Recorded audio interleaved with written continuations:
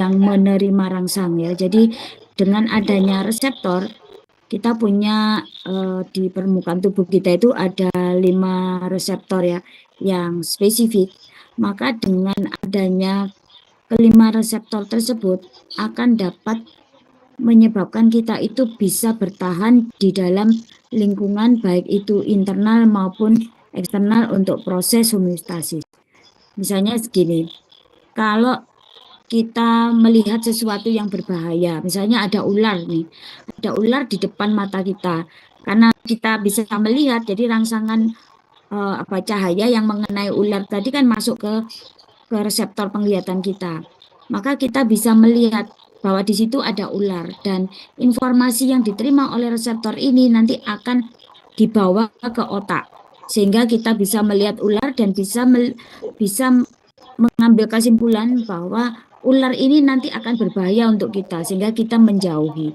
Nah, nanti pada saat kita tahu itu berbahaya, pasti tubuh kita akan bereaksi. Misalnya denyut jantung berdebar-debar, mungkin keringat dingin, terus pucat ya wajah kita karena kita merasa ketakutan. Nah, pasti kita akan melarikan diri. Nah, setelah jauh nanti kan kita merasa itu aman, maka tubuh kita akan kembali normal. Nah, itu yang disebut dengan homeostasis. Nah, coba bayangkan kalau kita misalnya tidak bisa melihat ya, tidak bisa melihat, kemudian kita itu juga tidak ada atau tidak punya reseptor-reseptor yang lain ya. Kalau tidak bisa melihat saja, Allah itu pasti memberikan sesuatu yang berlebih untuk menutupi kekurangan. Tapi kalau misalnya semua kita diberikan tidak bisa melihat, tidak bisa merasakan, tidak bisa membau, kemudian tidak bisa merasakan rasa, tidak bisa mendengar. Nah, hilang semua reseptor yang ada di dalam tubuh kita. Kalian bisa bayangkan bagaimana tubuh kita itu nanti bisa hidup di dalam lingkungan yang kita tidak tahu bahwa itu mungkin akan membahayakan diri kita, atau kita tidak tahu bahwa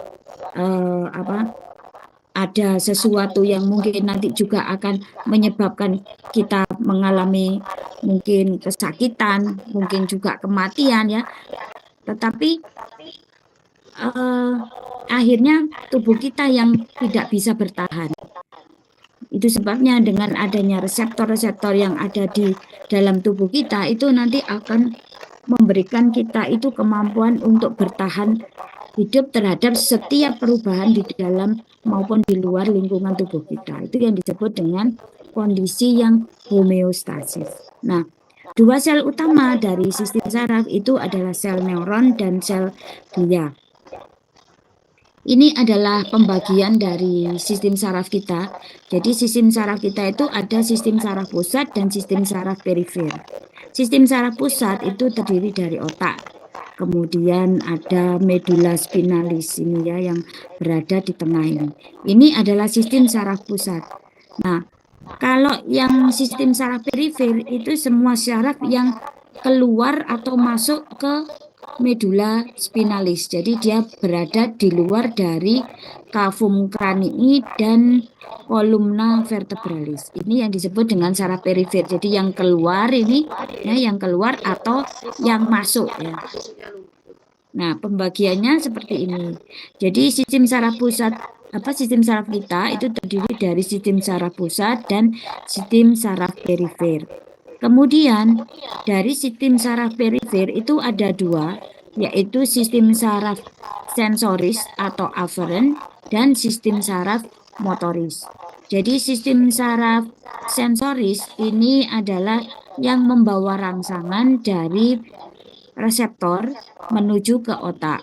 Sedangkan kalau saraf motor yang eferen itu adalah membawa rangsangan dari otak menuju ke perifer. Nah, kemudian saraf sensoris ini ada 2 tempat ya. Jadi ada di permukaan, ada yang di dalam atau di visceral.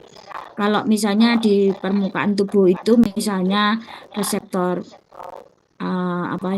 reseptor sentuh, reseptor bau, kemudian reseptor penglihatan, reseptor pendengaran, keseimbangan, kemudian reseptor apa lagi ya, rasa, itu ada di permukaan tubuh bagian permukaan. Tetapi kalau yang di bagian dalam itu misalnya di organ visceral ya, misalnya di pembuluh darah, kemudian di jantung, sistem pernafasan, pencernaan, nah itu semuanya adalah sensoris yang visceral.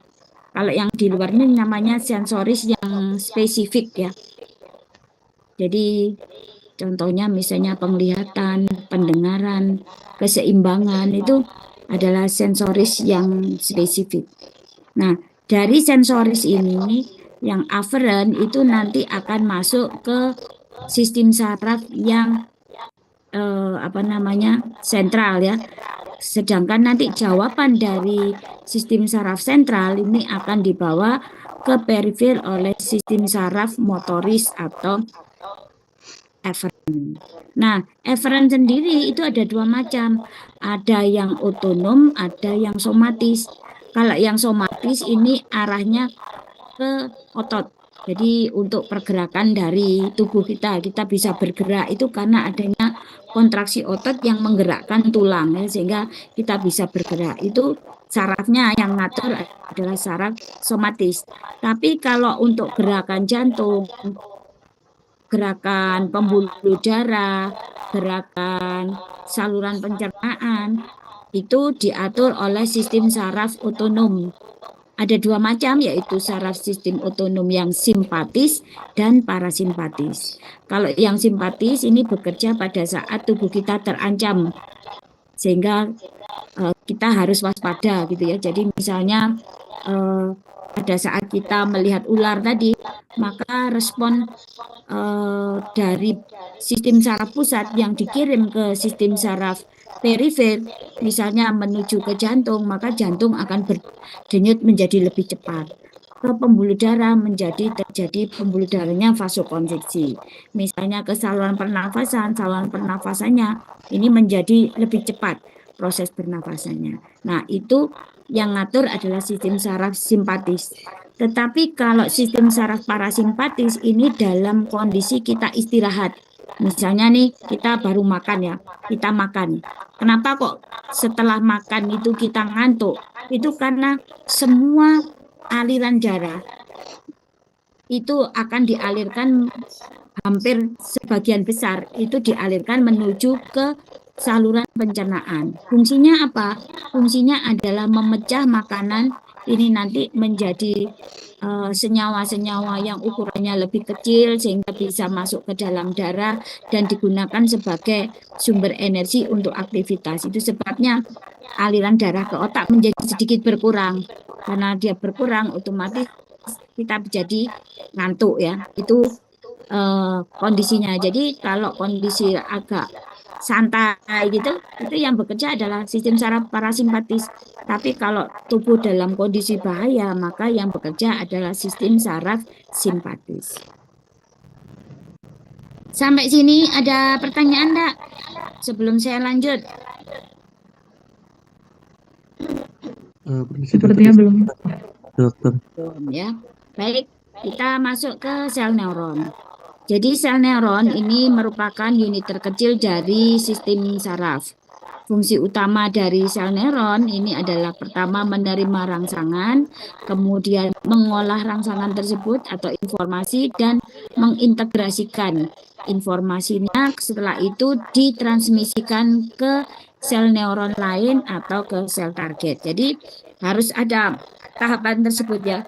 Jadi menerima, setelah diterima dia diolah, kemudian setelah diolah dia jawaban tadi ditransmisikan atau dialirkan gitu ya, dialirkan ke sel neuron yang lain atau ke sel efektor. Jadi misalnya bisa langsung otot bekerja terjadi kontraksi, itu karena adanya hasil informasi dari reseptor diterima oleh sistem saraf pusat dan dia olah, kemudian dikembalikan ke perifer melalui sistem saraf motoris dan terjadilah respon. Responnya apa? Responnya adalah misalnya kontraksi dari otot rangka. Itu contohnya. Kemudian struktur dari neuron ini terdiri dari dendrit, badan sel, dan akson. Jadi dendrit ini merupakan tonjolan-tonjolan pendek dari badan sel dan dia berfungsi untuk menerima rangsangan dari sel neuron yang lain. Kemudian berikutnya adalah badan sel, di mana badan sel ini mengandung sitoplasma, inti, mitokondria, badan Golgi, retikulum endoplasmik, dan organela-organela lain yang sama strukturnya dengan sel-sel yang lain. Kemudian akson ini prosesus atau tonjolan yang berbentuknya lebih panjang ya, lebih panjang dari dendrit dan dia berjalan menjauhi badan sel. Dan fungsinya ini untuk menyalurkan informasi ke sel neuron yang lain. Nah, proses transduksi di sepanjang neuron ini dalam bentuk nanti adalah aksi potensial. Panjang akson bervariasi, jadi ada yang terpendek itu 1 mm dan sampai yang terpanjang sekitar 1 meter. Nah, ini adalah strukturnya ya. Jadi ini tonjolan-tonjolan dari badan sel yang pendek-pendek ini namanya dendrit. Dia fungsinya menerima rangsangan. Rangsangan yang diterima oleh dendrit dari akson neuron lain itu nanti akan masuk ke badan sel. Nah, di sini akan diolah informasi yang diterima tadi diolah, kemudian masuk ke akson. Nah, di akson ini nanti dia akan ditransmisikan di sepanjang akson melalui aksi potensial, kemudian di akson terminalis ini nanti dia akan mengeluarkan neurotransmitter.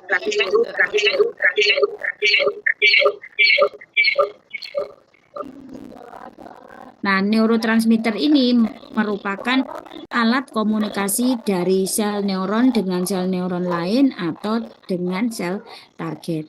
Akson ini nanti bagian-bagiannya ada yang disebut dengan akson hillock. Akson hillock ini bagian pertama dari akson ya. Kemudian nanti dia diselimuti oleh yang disebut dengan mielin. Fungsinya apa? Fungsinya adalah untuk mempercepat transduksi impuls listrik. Kemudian ada bagian-bagian yang dia tidak diselimuti oleh mielin, namanya adalah nodus Ranvier. Nah, fungsinya apa? Fungsinya adalah untuk lebih mempercepat impuls listrik. Jadi jalannya itu menjadi melompat-lompat.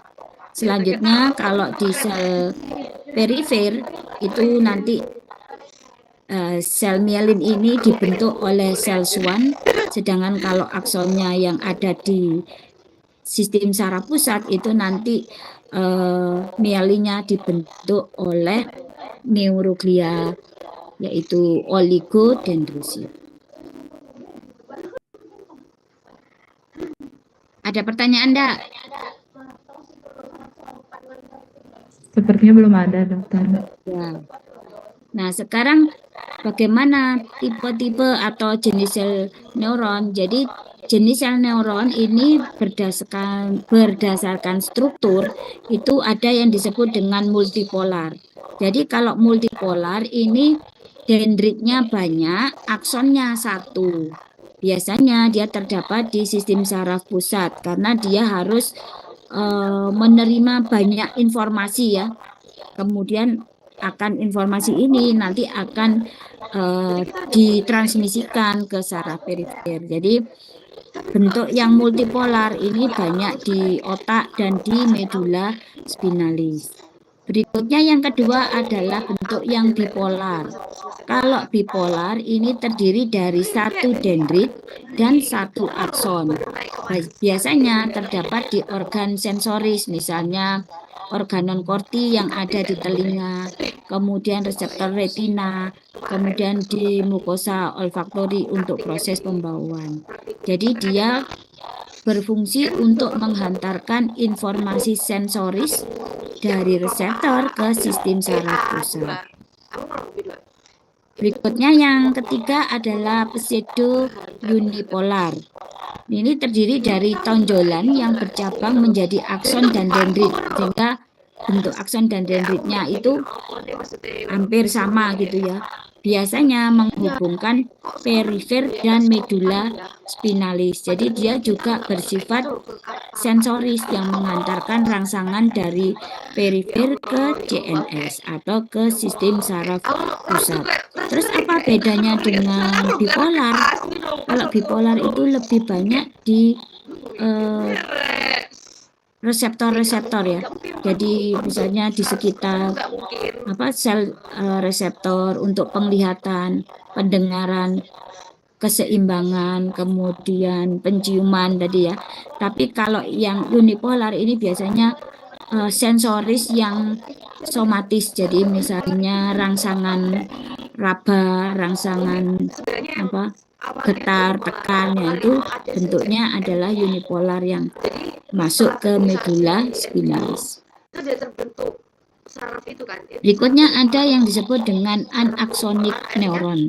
Kalau anaksonic neuron ini merupakan sel neuron yang akson dan dendritnya itu hampir sama ya. Jadi dia tidak bisa dibedakan mana akson, mana dendrit. Terutama ditemukan di daerah otak dan di retina. Nah ini ya bentuknya, kalau ini kan dendritnya banyak cabang 1, 2, 3, 4 ya. Ini 3 atau 4 ini banyak, jadi lebih dari 1. Kemudian aksonnya 1. Nah ini disebut dengan multipolar. Kalau yang bipolar ini ada dendrit 1, kemudian ada akson 1. Nah ini disebut bipolar. Jangan dilihat ujungnya ya, tapi yang keluar dari badan sel itu berapa. Kemudian yang ketiga itu adalah pseudo unipolar. Jadi ada badan sel, kemudian kan cuma keluar 1. Nah setelah keluar 1 ini nanti akan bercabang menjadi dendrit dan akson. Nah ini biasanya di sistem saraf perifer. Jadi misalnya ini ada reseptor ya, di sini ada reseptor raba, reseptor tekan, kemudian dari reseptor dilanjutkan ke serabut saraf perifer, diterima oleh dendritnya. Kemudian masuk dari dendrit ini nanti masuk ke badan sel. Nah, dari badan sel diolah informasinya, dilanjutkan menuju ke serabut saraf yang sifatnya motoris. Kemudian nanti dia akan mengeluarkan neurotransmitternya di ujung akson terminalisnya ini, kemudian akan masuk ke sistem saraf pusat.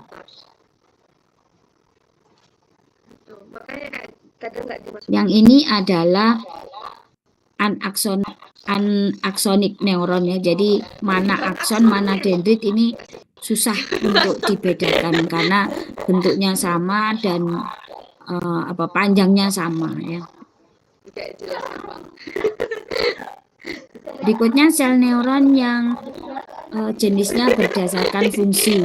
Kalau berdasarkan fungsi ada 3 macam, yaitu yang efferent atau motoris, di mana serabut saraf atau neuronnya ini nanti membawa informasi dari CNS ke perifer untuk menginduksi terjadinya misalnya kontraksi otot atau sekresi kelenjar. Kalau yang afferent yang sifatnya sensoris ini membawa informasi sensoris dari perifer ke CNS. Jadi kalau efferent itu informasi motoris, kalau afferent informasinya adalah sensoris. Sedangkan interneuron ini merupakan neuron penghubung antara afferent dan efferent ya. Jadi dia tidak bersifat sensoris maupun motoris, tapi dia cuma sebagai penghubung aja. Nah, biasanya banyak terdapat di medula spinalis dan otak dalam bentuk multipolar neuron.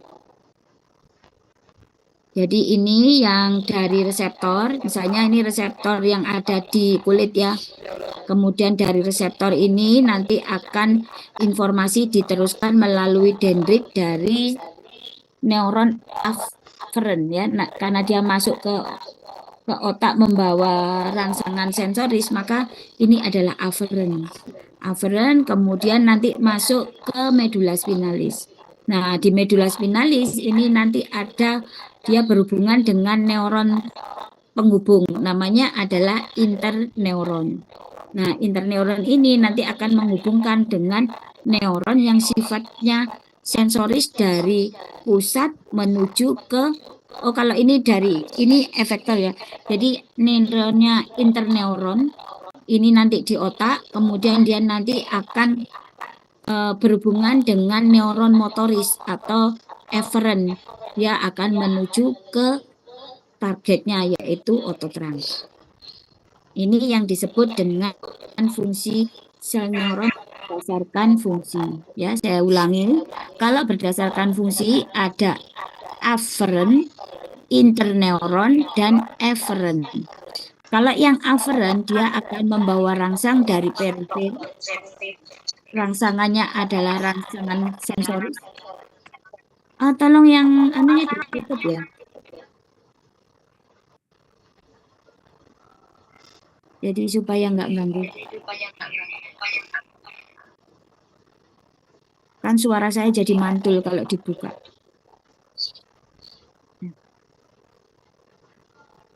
Sudah? Sudah ditutup? Ya, terima kasih. Ya, jadi kalau berdasarkan fungsi ada afferent, ada interneuron, dan ada efferent.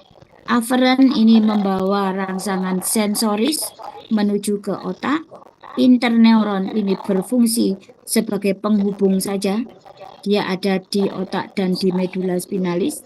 Kemudian kalau kalau neuron yang efferent itu membawa rangsangan motoris dari pusat menuju ke perifer atau ke sel targetnya.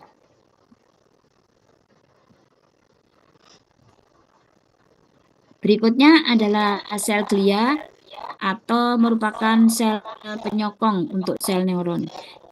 Jadi yang pertama ada yang disebut dengan astrosit. Astrosit ini bentuknya seperti bintang, kemudian dia berfungsi mengatur lingkungan internal dan eksternal dari sel neuron, misalnya mengatur elektrolit, nutrisi, sisa metabolisme, kemudian merangsang sekresi neurotransmitter, dan membentuk yang disebut dengan blood-brain barrier. Yang kedua adalah sel mikroglia, merupakan sel makrofag yang ada di sistem saraf dan berfungsi untuk memfagositosis sel neuron yang rusak dan mikroba atau virus ya yang sudah masuk ke sistem saraf pusat. Jadi selama proses inflamasi ini nanti sel mikroglianya akan bertambah banyak jumlahnya dan aktif untuk menghilangkan penyebabnya ya, misalnya mikroba, virus maupun senyawa-senyawa yang bersifat toksik. Sel ini penting karena dengan dia bisa membentuk blood-brain barrier akan menyebabkan sel neutrofil misalnya ya, sel neutrofil itu ada di dalam darah tidak mampu menembus blood-brain barrier sehingga dia tidak bisa memfagosit mikroba atau virus yang masuk ke neuron di sistem saraf. Jadi kalau tubuh kita itu terkena infeksi, maka sel yang bekerja untuk menghilangkan infeksi tadi itu adalah sel makrofag yang ada di jaringan dan sel neutrofil. Tetapi kalau di otak itu hanya sel glia, mikroglia aja. Neutrofilnya tidak bisa bekerja di sana karena dia tidak mampu menembus blood-brain barrier. Seandainya tidak ada tidak ada mikroglia, maka di otak itu kalau ada proses infeksi, ada toksin, ada senyawa-senyawa yang berbahaya untuk neuron itu tidak akan ada yang bisa menghilangkan atau mengeliminasi karena neutrofil tidak bisa masuk ke karena dia tidak bisa menembus blood-brain barrier tadi, sehingga yang bekerja untuk menghilangkan faktor-faktor yang merusak tadi itu adalah sel mikroglia. Yang ketiga adalah sel ependin. Ini merupakan sel yang berbentuk kuboid, bersilia yang terletak di sekeliling sistem ventrikel yang ada di otak. Fungsi utamanya adalah untuk menghasilkan cairan cerebrospinal, kemudian memonitor dan memfasilitasi sirkulasi dari cairan cerebrospinal atau CSF. Jadi kalau CSF itu cerebrospinal fluid.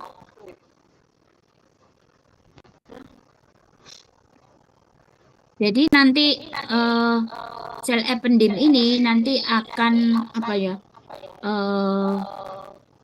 meliputi gitu ya, melapisi dari koroid namanya. Jadi koroid itu adalah bagian dari ventrikel yang dia berfungsi untuk menghasilkan cairan cerebrospinal. Kemudian yang keempat adalah sel satelit. Jadi sel satelit ini sel yang berbentuk datar, terletak di sekitar badan sel neuron, terutama di ganglion ya, di ganglion dari saraf perifer. Jadi ganglion ini adalah badan sel yang terletak di luar dari sistem saraf pusat. Kemudian fungsi dari sel satelit ini hampir sama dengan astrosit. Jadi dia mengatur nutrisi dan melindungi ganglion di PNS atau di sistem saraf perifer ya. Nah, ini bentuknya.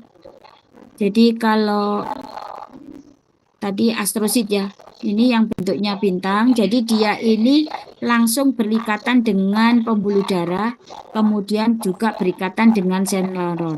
Jadi nutrisi yang ada di dalam pembuluh darah ini nanti akan masuk ke astrosit, kemudian dari astrosit masuk ke neuron. Kemudian sisa-sisa metabolisme yang ada di sel neuron ini nanti akan dibawa masuk ke astrosit, kemudian dibuang melalui pembuluh darah. Kemudian mungkin kalau misalnya ya di interselulernya ini nanti ada elektrolit yang tidak normal ya. Biasanya misalnya kalau di dalam sel neuron itu elektrolitnya harus muatannya negatif, kemudian di luar ini harus positif. Tetapi kalau ada perubahan misalnya yang di luar itu lebih negatif dibandingkan yang di positif, maka tujuannya tugas dari astrosit itu adalah mengembalikan ke normal. Jadi di dalam itu harus negatif, di luar harus positif. Jadi dia mengembalikan elektrolit atau ion yang ada di sel dan di luar sel, sehingga dia kembali ke posisi normal atau homeostasis. Kemudian ini adalah mikroglia. Jadi mikroglia ini nanti melapisi dari prosesus choroideus yang ada di sistem ventrikel ya. Jadi nanti dia fungsinya adalah menghasilkan cairan, kemudian cairan ini nanti dikeluarkan atau dimasukkan ke dalam sistem ventrikel. Berikutnya adalah mikroglia. Jadi mikroglia ini fungsinya tadi adalah sebagai makrofag ya. Jadi kalau ada antigen yang masuk, maka makrofag ini yang bekerja, yaitu mikroglia yang berfungsi untuk memfagosit antigen. Kemudian ini adalah mielin. Nah, mielin ini kalau di sistem saraf pusat itu dia dihasilkan oleh sel yang disebut dengan oligodendrosit. Jadi fungsinya oligodendrosit itu adalah menghasilkan mielin dari serabut saraf yang ada di atau sel neuron yang ada di sentral. Sedangkan kalau yang sel swan itu nanti dia akan menghasilkan mielin di sel neuron yang ada di perifer. Kemudian berikutnya yang terakhir adalah satelit sel ya.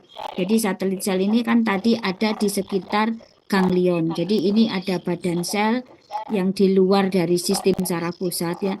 Kemudian nanti sel-sel satelit itu ada di sekitarnya.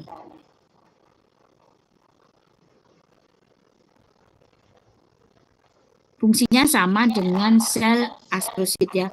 Jadi dia memberikan nutrisi dan mengatur lingkungan dari sel atau badan sel yang ada di ganglion. Nah, tadi yang kelima belum dijelaskan ya.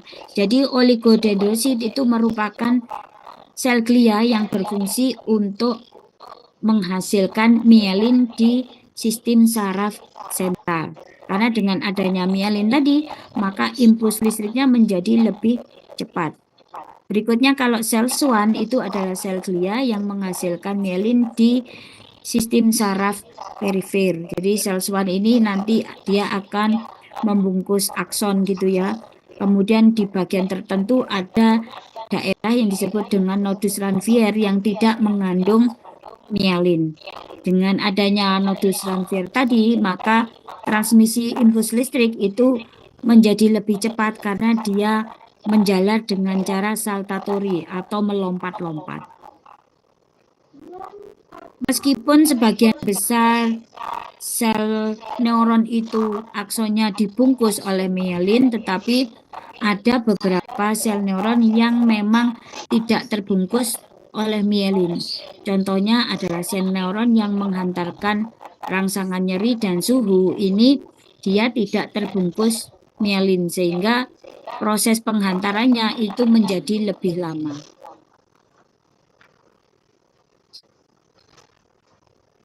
Ini kesimpulannya dari macam-macam sel glia dan fungsinya serta lokasinya ya. Berikutnya adalah mielin. Jadi sebagian besar neuron ini kan mempunyai akson yang diselimuti oleh mielin. Mielin ini mengandung 70% adalah lipid yaitu galactosphingomyelin, fosfolipid dan asam lemak rantai panjang. Kemudian sel glia yang menghasilkan mielin kalau di sistem saraf pusat adalah oligodendrosit, sedangkan kalau di perifer itu adalah sel Schwann. Nah ini proses mielinisasi ya. Jadi pertama ini sel Schwann misalnya ya. Sel Schwann ini nanti dia akan membuat atau melingkupi sel akson dari sel neuron. Kemudian dia nanti akan membuat selimutnya itu menjadi berlapis-lapis itu ya. Sehingga nanti dia akan membentuk yang disebut dengan neurosit ya.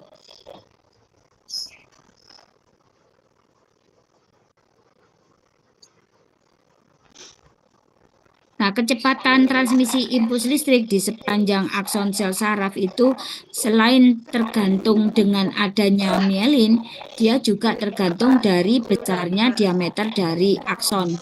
Jadi semakin besar diameter aksonnya, maka penjalanan impulsnya menjadi semakin besar.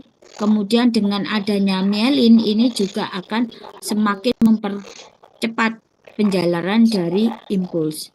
Sehingga kalau suatu sel neuron tidak bermielin, maka penjalanan impulsnya juga menjadi lebih lambat.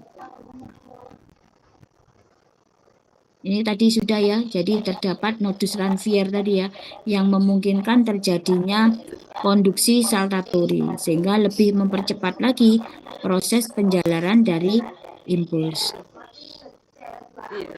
Berikutnya adalah signaling elektrokimia di sel saraf. Jadi sel neuron itu kan berkomunikasi dengan sel neuron menggunakan signaling elektrokimia yang menyebabkan terjadinya perubahan muatan listrik di dalam dan di luar sel yang disebut dengan aksi potensial. Jadi seperti sel yang lain, sel neuron ini juga akan mempertahankan osmolaritas, ukuran, keseimbangan elektrokimia dengan mengatur keluar masuknya ion melalui membran sel. Aksi potensial ini terdiri dari pertama adalah potensial membran istirahat. Jadi potensial membran istirahat ini terjadi pada saat sel dalam kondisi istirahat atau tidak ada rangsangan, kemudian muatan listrik di intraselnya itu negatif, sedangkan muatan listrik di luar sel adalah positif. Muatan negatif ini karena adanya pengaruh ion fosfat, sedangkan muatan positif karena pengaruh ion natrium. Nah, muatan listrik di dalam sel itu adalah minus 70 mV. Tahap berikutnya adalah depolarisasi. Kondisi ini terjadi saat sel terangsang dan terjadi pembukaan kanal natrium, sehingga muatan listrik di dalam sel menjadi positif. Maka terjadi perubahan muatan listrik di sel dari min 70 menjadi plus 30 mV, atau yang disebut dengan elektronegativitasnya menurun karena menjadi positif. Kondisi ini akan menyebabkan terjadi depolarisasi, dan lamanya depolarisasi adalah 1/1000 detik. Selanjutnya periodenya adalah repolarisasi. Jadi setelah mencapai kondisi imbang antara intra dan ekstrasel, maka natrium ini akan menutup, menyebabkan terbukanya kanal kalium. Sehingga kalium keluar dari sel, maka menyebabkan muatan listrik menjadi negatif kembali. Jadi turun dari plus 30 mV ke min 70 mV, atau yang disebut dengan elektronegativitas yang meningkat karena menjadi lebih negatif. Selanjutnya terjadi hiperpolarisasi. Ini terjadi penurunan potensial membran dari min 70 menjadi min 90 karena pengeluaran ion kalium secara berlebihan. Kemudian nanti akan terjadi pengembalian ke potensial membran istirahat. Ini disebabkan karena adanya keluar masuknya ion natrium dan kalium, sehingga dia akan kembali ke resting membran. Nah, ini mekanismenya ya. Jadi pada saat resting membran ini kan min 70 ya. Di sini terjadi penutupan kanalnya. Jadi belum ada pembukaan dari kanal ion karena memang tidak ada rangsangan ya. Jadi kanal ionnya masih menutup, selnya dalam kondisi istirahat, maka resting membrannya sekitar min 70 mV. Kemudian datanglah rangsangan. Nah, rangsangan ini akan membuka kanal natrium. Begitu kanal natriumnya terbuka, maka natrium dari ekstrasel akan masuk semua ke dalam sel. Maka terjadilah kondisi depolarisasi. Awalnya pelan-pelan, karena natriumnya yang masuk juga pelan-pelan. Tapi begitu dia mencapai ambang rangsang, maka dia akan arus listriknya berjalan dengan cepat, sehingga terjadilah depolarisasi. Nah, ini terjadi 1/1000 detik. Setelah terjadi depolarisasi yang maksimal, maka kanal natriumnya ini akan tertutup, terbukalah kanal kalium, maka kalium akan keluar dari dalam sel, sehingga terjadi kondisi repolarisasi. Jadi kembali ke muatan negatif, karena tadi positif Na masuk ya. Tetapi kalau muatan positifnya dihilangkan, maka dia akan menjadi negatif lagi. Nah, yang muatan positif apa yang dikeluarkan? Yaitu ion kalium. Sehingga terjadi repolarisasi. Nah, kalau kebablas ya, ion kaliumnya terlalu banyak keluar, maka dia akan terjadi kondisi hiperpolarisasi. Kemudian nanti akan diseimbangkan oleh keluar masuknya ion natrium dan kalium, maka dia akan kembali ke resting membran.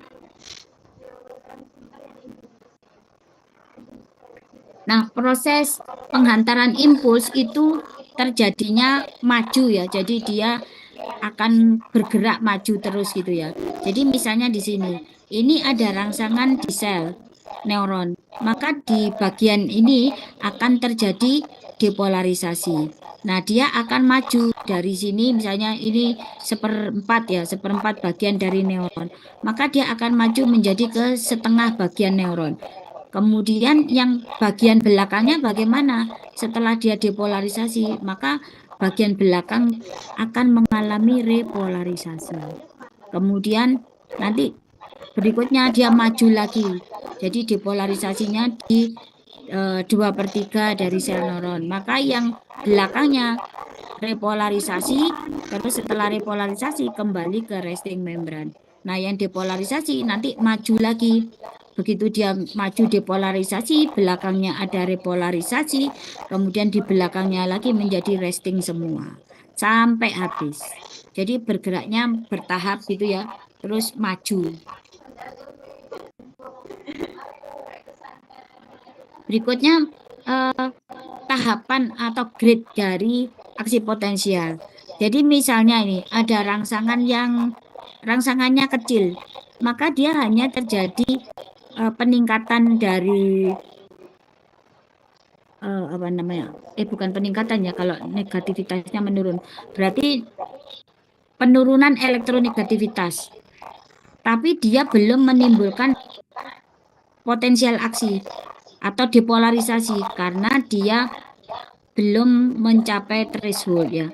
Jadi kalaupun ada depolarisasi ini hanya kecil aja. Jadi kalau misalnya kita beri rangsangan sedikit maka akan terjadi kondisi seperti ini. Jadi depolarisasi kemudian repolarisasi. Ditambah lagi jumlahnya semakin banyak maka depolarisasinya juga semakin tinggi. Nah, kalau misalnya jumlah rangsangan itu sudah banyak dan melampaui threshold, maka dia akan dengan cepat menghasilkan depolarisasi yang kuat. Selanjutnya, kalau misalnya nih stimulusnya itu sifatnya inhibisi, maka bukan eksitasi atau depolarisasi ini yang terjadi, tapi dia akan terjadi kondisi hiperpolarisasi. Jadi dia akan semakin meningkat elektronegativitasnya. Jadi kalau dirangsang yang neurotransmitternya rangsangannya itu sifatnya positif, maka dia akan responnya adalah depolarisasi atau naik ya. Tetapi kalau rangsangan neurotransmitternya itu sifatnya inhibisi, maka dia terjadinya adalah kondisi hiperpolarisasi. Jadi semakin negatif arus listriknya. Berikutnya adalah sumasi. Jadi sumasi itu adalah penjumlahan ya. Jadi kan sel dendrit itu kalau yang di neuron yang multineuron ya, itu kan akan mempunyai banyak cabang ya. Banyak cabang. Nah, banyak cabang-cabang ini kan menerima rangsangan dari akson terminalis dari neuron sebelumnya. Nah, tergantung dari neurotransmitternya. Kalau misalnya neurotransmitternya itu sifatnya eksitasi, yang hijau ini misalnya ya, eksitasi, maka responnya adalah naik. Kemudian semakin banyak eksitasi yang sifatnya merangsang diterima oleh banyak dendrit, maka akan terjadi penjumlahan kekuatannya.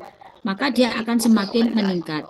Tetapi kalau ada bagian dari dendrit tadi menerima rangsangan yang sifatnya inhibisi, maka dia akan dikurangi kekuatannya. Tadi misalnya ada 3 gitu ya, ada 3 ini naik 3. Kemudian ternyata di sini ada 1, maka dia akan turun sehingga kekuatannya hanya sampai di sini. Tapi kalau misalnya semuanya itu adalah positif semua, jadi eksitasi semua, maka rangsangan yang diterima itu akan semakin besar dan bisa melewati ambang rangsangnya sehingga terjadilah kondisi depolarisasi. Ini yang disebut dengan sumasi ya. Jadinya penjumlahan dari masing-masing rangsangan yang diterima. Jadi kalau rangsangan positif dia akan menyebabkan terjadinya eksitasi atau depolarisasi, sedangkan kalau rangsangannya negatif ini akan menyebabkan hiperpolarisasi sehingga hasilnya itu adalah penjumlahan dari yang eksitasi dikurangi yang inhibisi. Kalau eksitasi semua ya akan lebih cepat naiknya, tapi kalau ada inhibisi juga maka kekuatannya menjadi berkurang. Itu yang disebut dengan sumasi. Ada pertanyaan?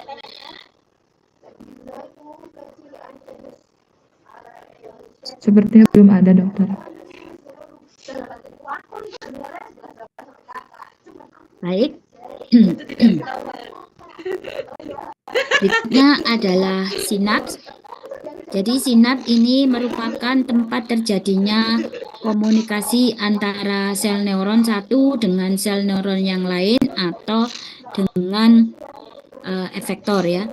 Jadi jumlah sinap di otak itu sekitar 100 triliun dan macam sinap itu ada dua macam, yaitu electrical sinap dan chemical sinap. Jadi ini adalah gambar akson yang presinap, ini adalah akson postsinap. Nah, di sini hubungan antara dua sel saraf ini namanya adalah sinap. Ini adalah celah sinap. Nah, nanti akson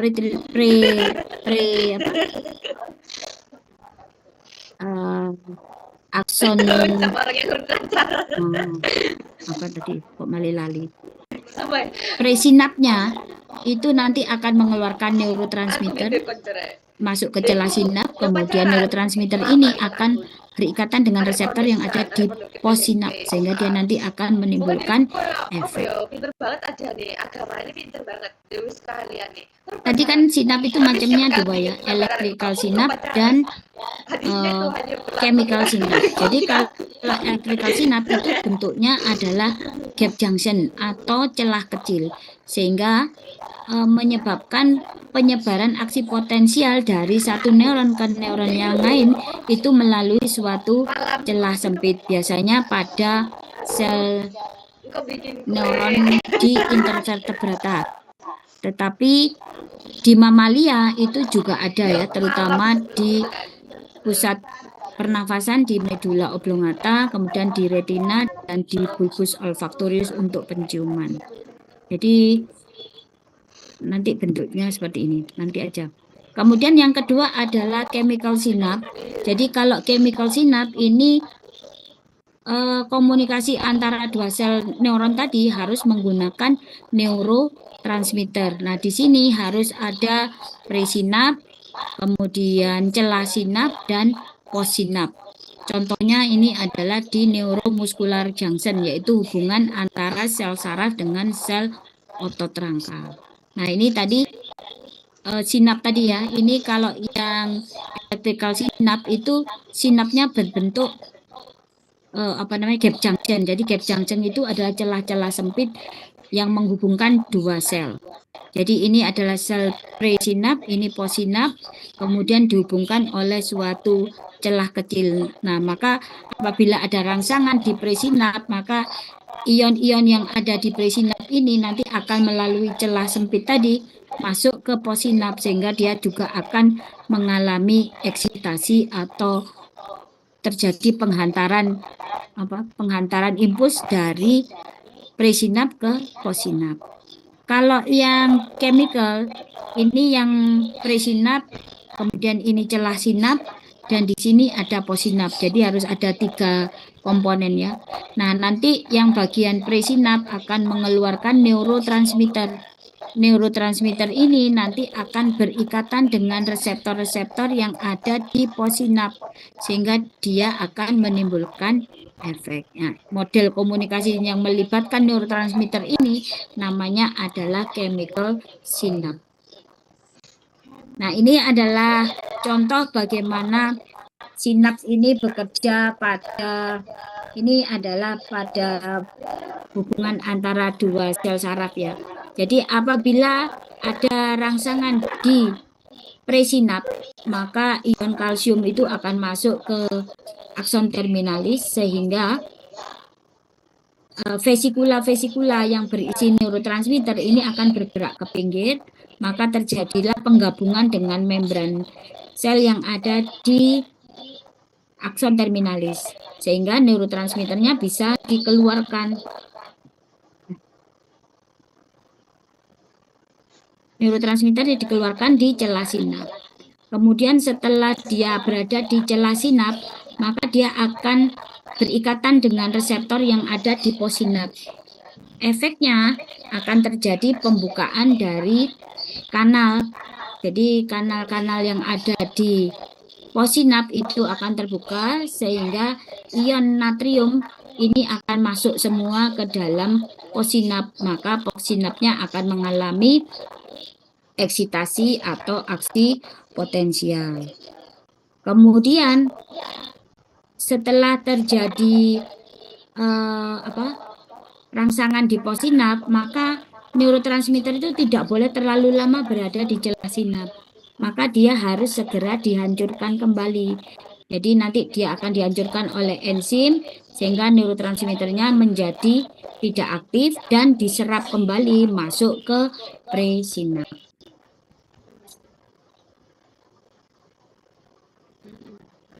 Berikutnya adalah fungsi dari jaringan saraf.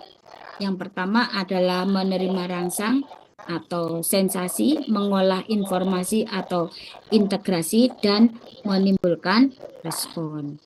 Jadi bentuknya seperti ini gambarannya. Ada rangsangan diterima oleh reseptor.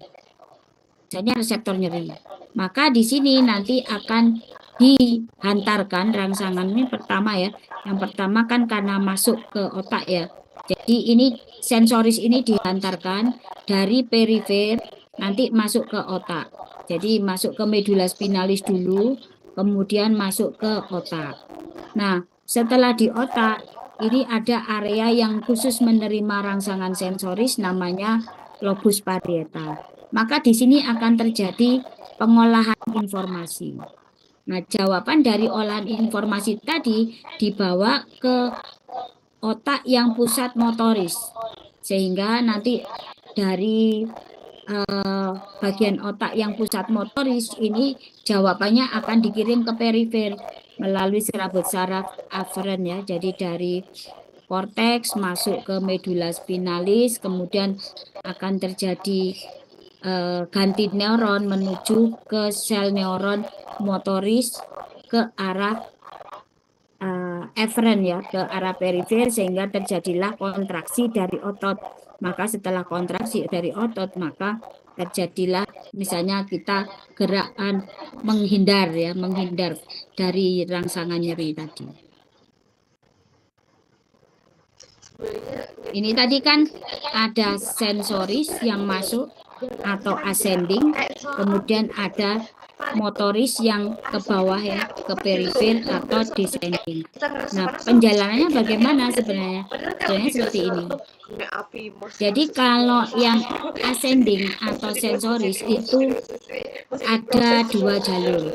Yang pertama adalah jalur medial meniscus dan yang kedua adalah jalur spinothalamikus lateral. Jadi kalau misalnya ada rangsangan sentuh, rangsangan getar, rangsangan raba, itu nanti masuknya melalui jalur lemniscus medialis. Jadi dia akan diterima oleh reseptor, masuk ke sel neuron yang sifatnya aferen.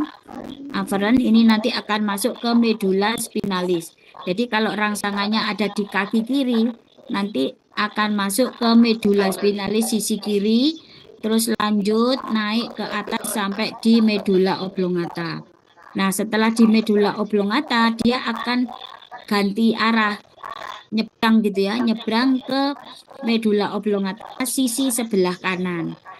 Naik terus nanti ke talamus namanya, kemudian dari talamus masuk ke korteks sensoris di otak sebelah kanan.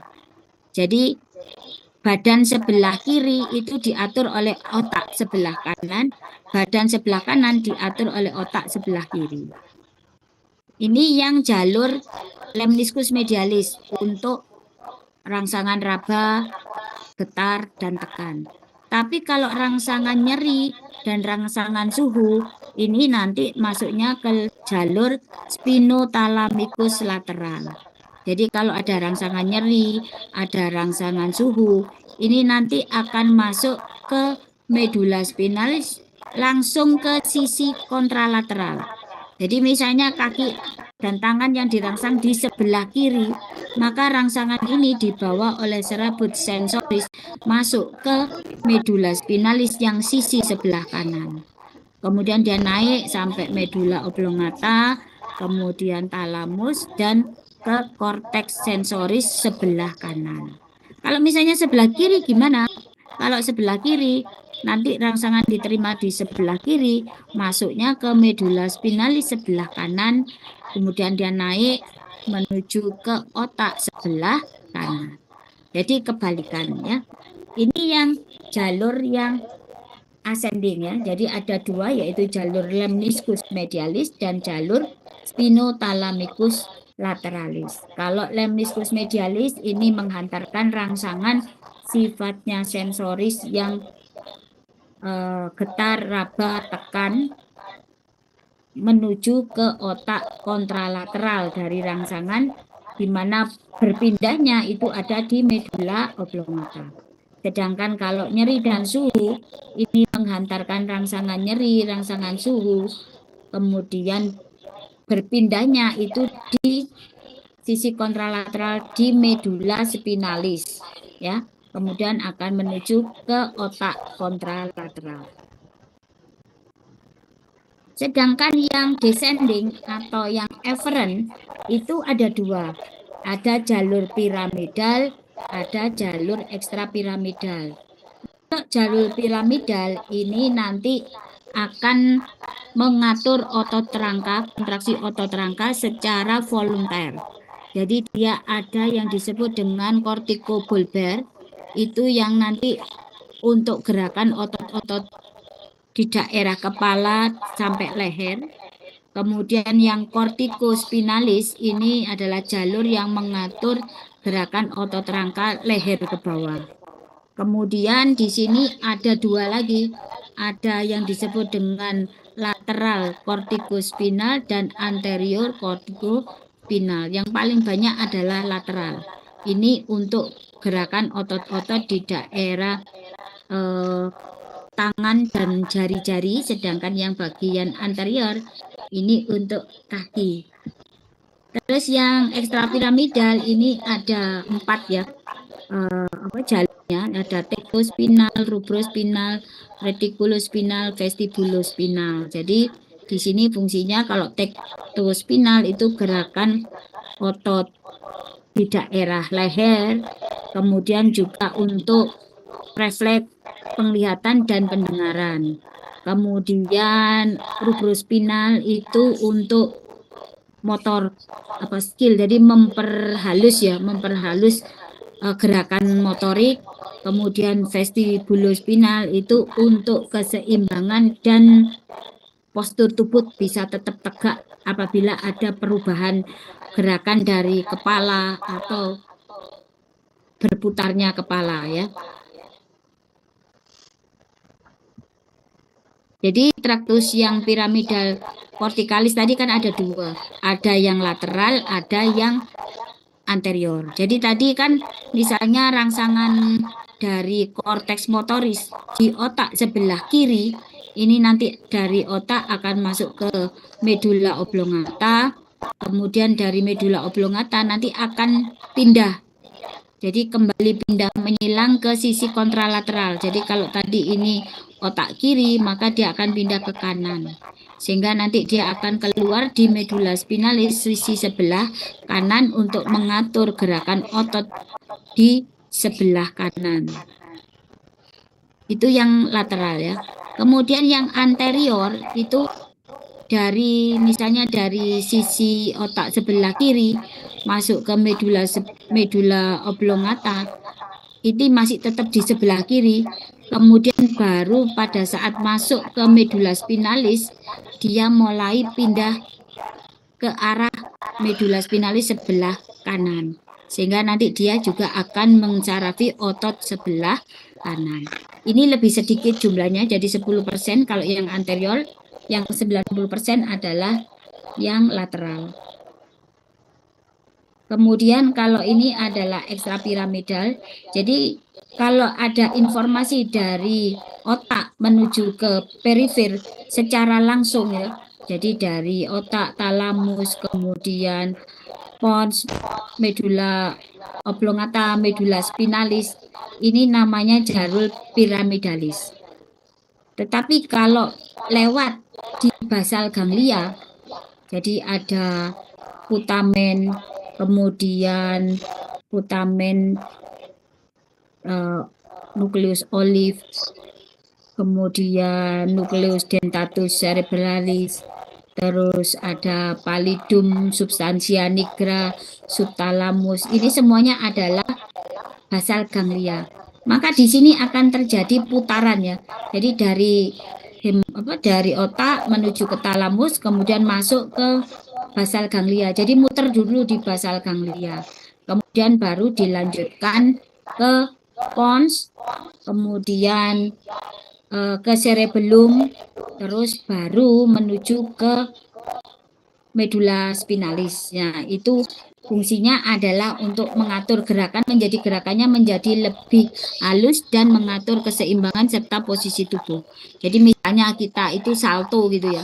Kita itu salto gitu terus tiba-tiba berdiri. Itu kita tidak bisa jatuh itu karena adanya informasi tadi yang selain dari otak langsung masuk ke medula spinalis, ada sebagian informasi dari otak muter dulu ke basal ganglia dan ke otak kecil ya, sehingga baru nanti masuk ke medula spinalis untuk menyebabkan gerakan tubuh yang seimbang dan bisa berdiri tegak atau mengatur postur tubuh.